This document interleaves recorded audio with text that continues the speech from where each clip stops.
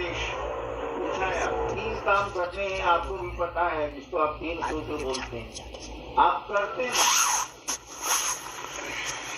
दूसरा तो करते हैं, दूसरे को करते हैं, सम्मान है, सुविधा है।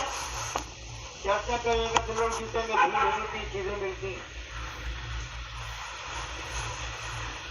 पहला सूत्र आप भूल गए। कल भी मैंने कहा था कि पहला सूत्र हम भी भूल गए, आप भी भूल गए। क्या था? सबको मालूम है शिवात्मा मेरे गुरु है, मैं आपका शिष्य हूँ, मुझे पर आप दया कीजिए। तो पहले सूत्र का मनन नहीं हुआ। पहले सूत्र को हम लोग मन महादेव से मांगा नहीं कि शिष्य बन जाए, ये तो दया करिए।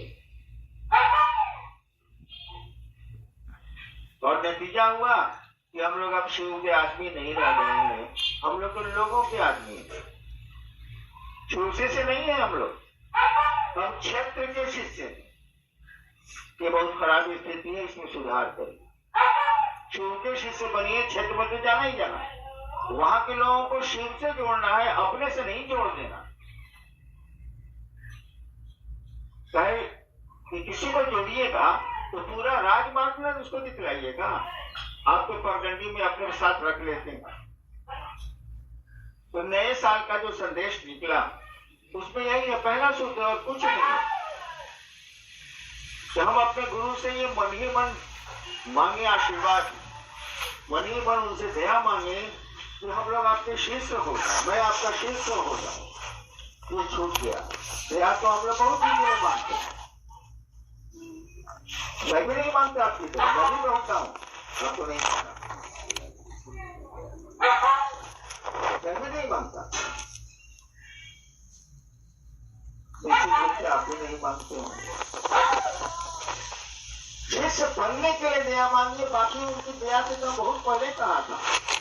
मान लीजिए 1 रुपया आपको मिला दया, 1 रुपये की दया मिली आपको, 80 पैसा आप महादेव के काम में खर्चा करिए, 20 पैसा अपने काम में खर्चा करिए, इतना परमिशन है।